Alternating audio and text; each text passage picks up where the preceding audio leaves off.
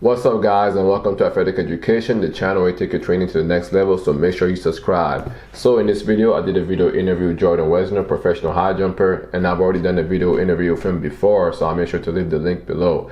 In this video, we spoke about his training during quarantine, and he gave me a breakdown of his weeks. And so I learned a lot from him. I hope you guys do as well, and I hope you enjoy the video. All right, guys, what's up? It's Athletic Education, back with another video, and today I'm with Jordan Wesner. We did a video the last time, and it was a great video. I'm gonna make sure to link that video for you guys. So Jordan, introduce yourself for those that did not watch the last video. Hi guys, I'm Jordan Wesner, All-American NCAA high jumper. Here to talk about a little bit about training during the coronavirus. All right, man. So let's get right into it, man. So the last time we spoke about your career and how you got into jumping and how everything came about. So this time around, I wanted to ask you about training specifically during the coronavirus. As you know, the gyms are not available to many of us, and so people are having a hard time finding a way to train at home. And I wanted to get some of your input on that. So, like, what have you been doing to stay in shape at home? Well, man, I gotta admit, it's really difficult because there's no access to a weight room right now.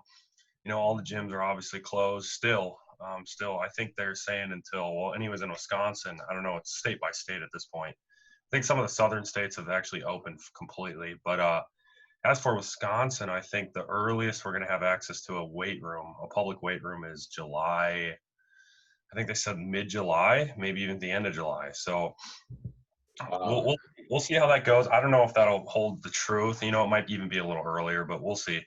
Um, so I haven't really hit any weights it's been almost 12 weeks now. I think we're on our 11th week of the coronavirus now. So it's been about 12 weeks since I actually have hit some serious weights.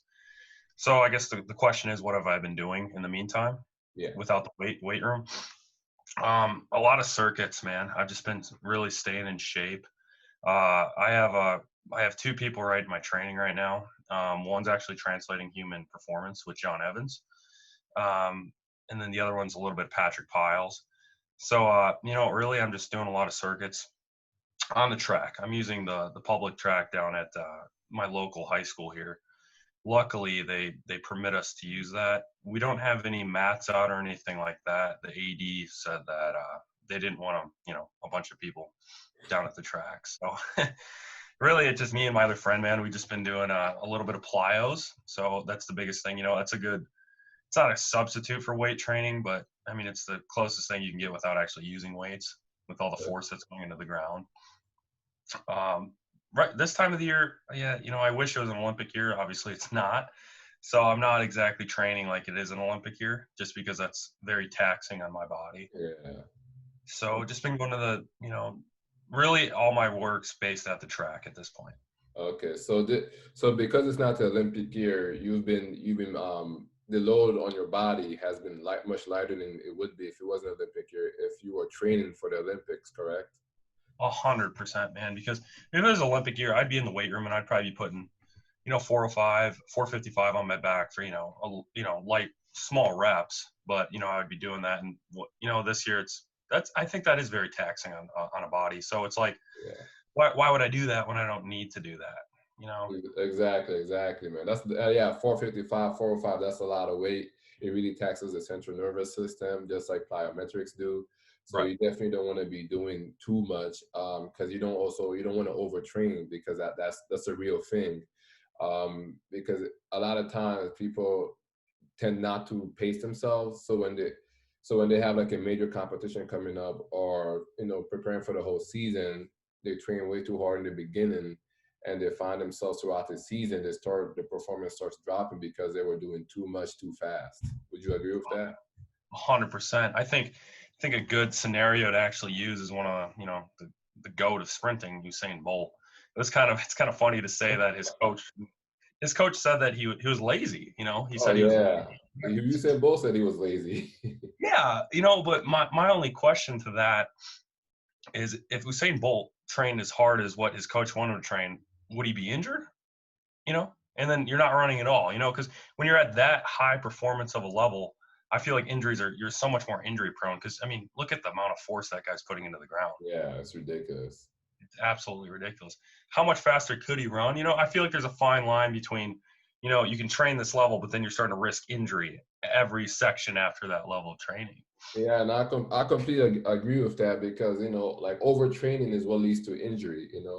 Let's say if you start a program and you're doing way too much, way too fast, that's just a recipe for injury. You're gonna hurt yourself somewhere. Your muscles are not ready. Your ligaments, your tendons, they're not ready. They're not strong enough yet to really withstand the type of work you're doing. So you have to slowly work your way into it. And as for Usain Bolt, like you're so right because Usain Bolt throughout his career had a lot of problems with his hamstring.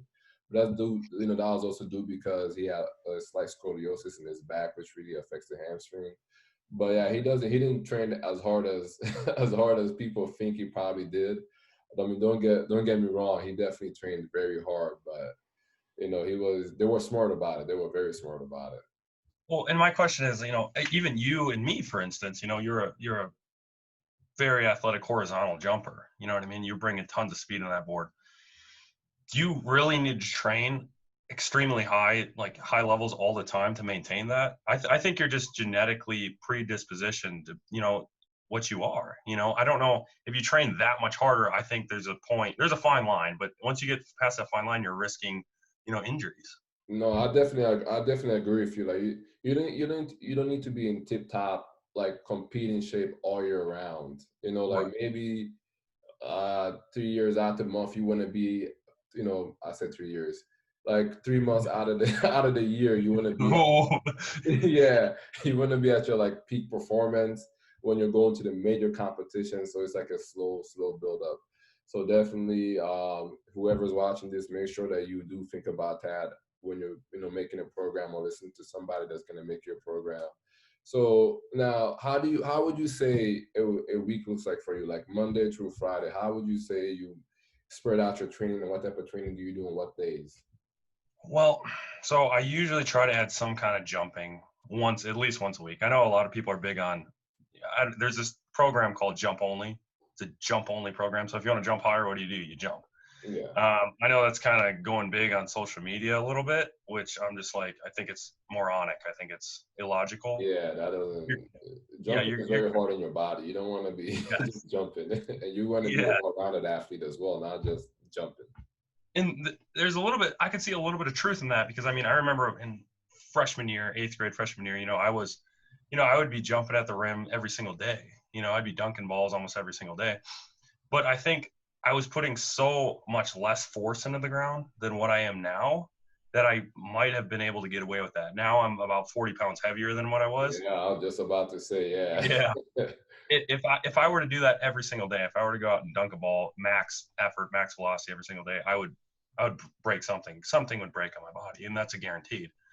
So I only do jumps really once a week. Okay. Typically that might be a Monday. I'll go to the basketball gym and I'll just throw down some balls. Not really. I try not to do anything more than 15 max dunks Okay. on Monday. I mean that's even kind of a high number, I think. Especially using all the indoor gyms are closed, man. So it's just using all concrete, which is Yeah, I mean, which is even worse on your body. yeah, it's tough, man. It's super tough. I feel it the next day, so I'm trying to limit that amount lower and lower every single week. Um, Tuesdays is usually just like a light sprint day. I might do like some 20s, just some 20-meter flies or something like that, and then just ab circuit. I try to finish every workout with an ab circuit. Just an all Okay, I, around. I was actually gonna ask you about that, about the abs. For me, one of the biggest things I always say, and when I do make a program for an athlete, I really try to have a lot of emphasis on core because I believe it's one of the most important things an athlete can work on. What's your opinion on that? Man, I couldn't agree with you more there. Throughout my whole high school career, I never worked on a weight, never worked on I didn't really work on my body. Just like just jump. I was on the jump only program in high school. Let's put it that way. So, actually, my freshman year, man, I got to the weight room and I woke up the next morning. It was literally, I think, within our first 3 weeks of like, in the weight room, and I literally couldn't walk. And I'm like, what the heck, man? Oh my God, I know what you My mean. back, my back was so tight. And I literally had to go to the chiropractor within like 3 days, our school chiropractor. And he's like, Man, well, first off, he said, first off, your hamstrings are extremely tight. Second off, I mean, do you ever do core? And I was like, core? What's core? You know, and he's like, abdominal strength. And, I didn't think anything of it, And he's like, man, you're a pretty tall guy. You're 6'4". You're pretty stringy. He's like, you need to get that core strength built up. So over the entire year, man, every day I would just do some ab workout, man. And it's honestly, I think it helped my jumping Oh, tremendously, for sure, for sure. let alone injury prevention, but definitely my jumping. I think definitely helped Yeah, man, for sure. 100%. Like, definitely, that definitely helps with like injury. That's a fact because a strong core, the core is like the center of your body basically. So everything is connected to it. So if you have a strong core, you're less prone to injuries and so on. And it definitely also helps with your jumping, as you said. And so that was everything you said was definitely correct on that. So now for the rest of the week, as you say, we finished off on Tuesday, Wednesday. Wednesday's usually like my day off. I try to go to we have this lake, just something in the water, just to get off a little anti-gravity. Oh, But man, that's great. the water's still cold, so cold, man. I think it's like high 50s right now, so that's a little tough Indeed. up here in Wisconsin, man. But Yeah, that is rough, man. I yeah, hate the water. yeah, man, it's chilly, it's chilly. But Wednesday's usually a recovery day, so something in the water. I love doing water workouts, man. I think that's huge for the joints and everything like that. If you can get in the water once a week, your body feels so much better. Nah, like when I was in college and I had access to a pool, like I would try to go do a pool workout once a week, just like some jumping in the pool, plyometrics, and Yeah. running in the pool because all the extra resistance and there's not that much impact on your joints. But like I said, once a week, water was cold, so try to stay out of it as much as possible. But I'll definitely recommend if you have access to it, you like the water, do some plyometrics in the water, or just some running in the water. Yeah, I think it's the best recovery day you can have. 100% is For sure, just man. something For in the sure. water. Thursday typically would be moving on into the week. Thursday would typically be a weight room day, but since we don't have access to a weight room, I just kind of substitute that for some light plyos and some more just light sprints. So nothing super extreme. Maybe 40-meter strides or 100-meter strides on the grass or something like that. Just kind of getting the metabolism boosted. Just get everything moving. And then Friday is just another kind of just a light day, man. I don't want to say I have too many light days, but it's just Oh, right for now, sure, like I said, yeah, there's nothing to train for. yeah, I stupidity to train as hard as you can right now. exactly. And I definitely agree with that. This is just a time to like maintain fitness. It's not Yes. the because with everything closed, there's no impending competition coming. So you don't want to be pushing yourself as like super hard, like we said earlier on. So I definitely agree with you. And like just to finish things off, like how do you like what's your diet like? Do you really focus on diet or you just like make sure you don't eat too much fattening food and have a limit to things? That's really funny you said that, 'cause I was just talking to my friend the other day about this, and actually this year at Memphis, I was actually training a little bit for boxing. Okay. So I was trying to make a weight cut, and I thought this weight cut was going to contribute greatly to my jumping. Because you look at it on paper, if you're about the same body, if you can lower your body fat, keep your muscle mass the same, and you're losing 15, 20 pounds at the same time, you're going to jump higher, right? Or jump further, or even run faster. Yeah. And that's 100% what I was thinking. So I came into the season at 215 pounds. So I was overweight typically by about 20 pounds almost. I usually like to jump at, 195 ish. Yeah. So, man, I'm like, okay, I need to make this weight cut at 178 for this boxing match. So I think it was about 3 months, so it was an unrealistic amount of time. It was about 3 months. I got down to about 180, about 180 pounds. That's a lot, man. That's muscle too. That's not just fat at that point. Right. That's exactly it. We did some DEXA scans, and my body fat started off at 15.8% when I was 215 pounds. I was able to get that down to 12, mid 12. Which is very good. So I decreased my body fat, but at the same time, I definitely lost some strength in the weight room. It wasn't a lot of strength though, because I was still hang cleaning. My hang clean numbers went down by about 15 pounds, so it was big, but I lost about 25, 30 pounds of weight. So I didn't think too much of it, but man, I just went to the basketball gym one day and here I am 35 pounds lighter. I can't get my head anywhere near the rim. My high jumps significantly decreased. I don't feel super fatigued, but I'm not gonna lie, I did feel a little fatigued. So whenever I look at it from a weight perspective, you are what you are, man. If you're naturally walk around at 200 pounds, cool, fine, fair enough. Maybe get down to 195, 190. Yeah. But if you're trying to push yourself to the limits and you're trying to lose 20, 30 pounds because you think you're going to jump higher, jump further, and it might work for you. But for me, I'm telling you, it didn't work. It definitely No, didn't work. like I definitely, for me, I've never tried to do such a drastic weight loss, so I wouldn't know how it would affect my jumping. But I would say, definitely for sure, because if you do drop a lot of weight, your body is going through a lot of changes, and you lose a lot of muscle and strength. And like the saying is, you want to be strong while being light. This as strong as you can be while being light. That I think that's what really translates into jumping. But you also don't want to do such a drastic change, do so much weight where your body can't doesn't really know how to function anymore. So I definitely agree with that. For me, I think my jumping weight in high school was like 164. By the time I got to college, I got up to like 185, and it was like I was in the gym just going hard. And I think in college, my jumping weight, like a good weight for me was 175 to like 178. So that was like my jumping weight in high school. And I feel like that's my best way for like athletic performance, depending on what I want to do. So I mean, but each person has a different body types, and it functions differently. Everyone is unique in their own way. But I do want to thank you for the interview. I mean, you have an Instagram, correct? What's your Instagram account? Yeah, it's Jumpman_Wesner.